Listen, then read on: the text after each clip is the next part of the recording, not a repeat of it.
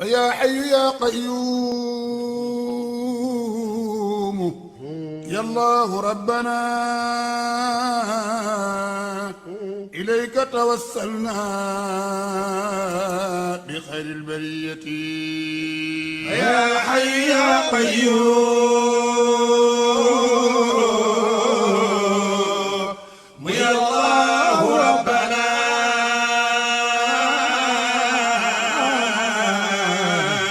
إليك توسلنا بخير البرية يا حي يا قيوم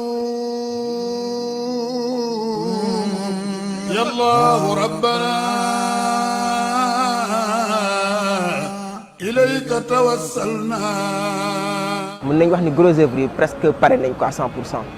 donc lu des juste rek moom mooy raccordement yu ñu war a ànd ak finition yi travaux de finition yi pour mën ko terminer. soo leen seetloo même à l'intérieur de la mosquée soo seetloo mosquée mën nañ ko diviser en 4 parties. am na partie boo xam ni extension homme la extension mooy fi ñu nekkee nii soo seetloo niveau moo gën a avancé ci projet bi. donc fii démarré nañ tout ce qui est travaux de faux plafond ak décoration yi donc décoration intérieure coupole yi donc fii moo gën a avancé gum ci travaux yi. yeneen zones yi coupole yu bëri defagum nañ ko mais fii moo gën a avancé même fii soo leen seetloo def nañ pré-chape bi donc moom mooy surface bu ñu coulé pour préparer teg ci carreaux yi normalement fii ak semaine prochaine incha allah dinañ démarrer pose carrelage bi ci partie bi. actuellement pour coupole yi mën nañ wax ni ci biir mosquée bi am nañu 7 coupole yu mag 2 yi ñoo nekkee extension am mooy fii ñu nekkee nii yeneen 2 yi nekkee partie femme 3 yi moom la ñu aligné ci digg bi mooy fu minbar bi fu imam bi nekk donc jëm ci mosquée ancienne mosquée bi mooy mosquée Seydi Hadji Malick bi fi sampool donc suñu xoolee coupole yi mën nañ wax ni 6 coupole pare gum nañ 6 donc 6e bi ci lañ nekk gum nii 7 bi moom mooy grande coupole bi donc pour moom la ñuy préparer pour def travaux de finition yi. يا الله ربنا إليك توسلنا بخير البرية يا حي يا قيوم يا الله ربنا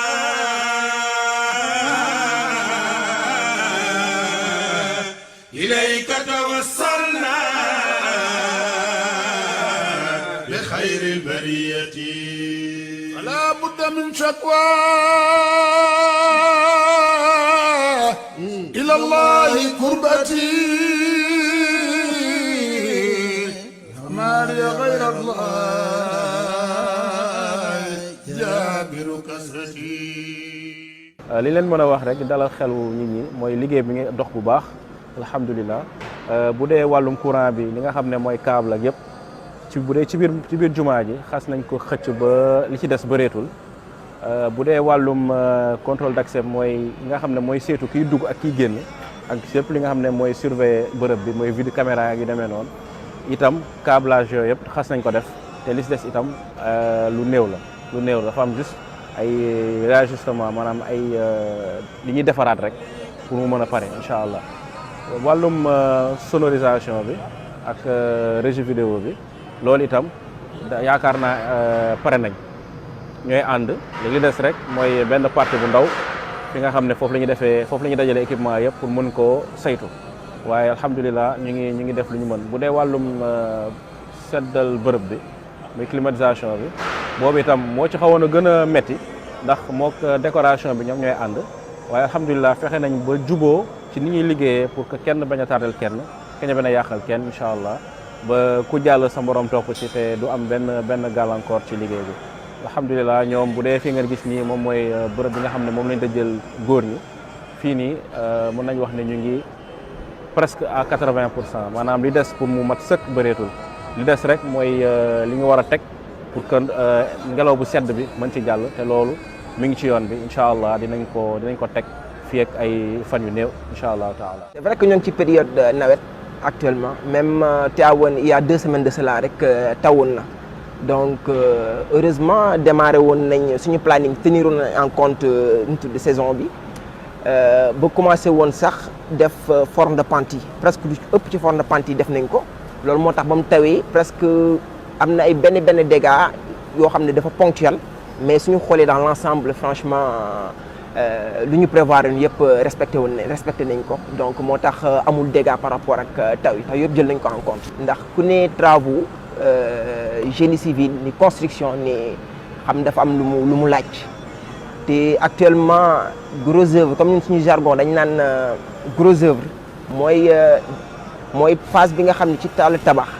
dépense yi ngay faral di def ay dépense kii lay doon dépense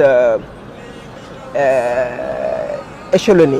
yoo xam ni chaque fin du mois da nga koy dagg mais bu dee seconde œuvre finition yi fi ñu toll nii ay commande globale la te ku ne commande globale xam ni dafa laaj moyen donc di ñaaxaat suñu mbokk fidèles yi ñu xam ni instant yi dañoo gën a soxla nit ñi gën a yëngu pour ñu mën a terminer travaux. ilayka tawassalna bi xayril bariyati ya hayyu ya qayyum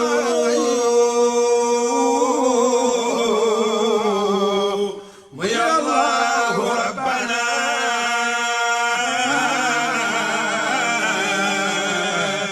ilayka tawassalna bi xayril bariyati fala budda min shakwa ila Allahi kurbati ma li ghayra Allah جابر كسرتي يا الله ربنا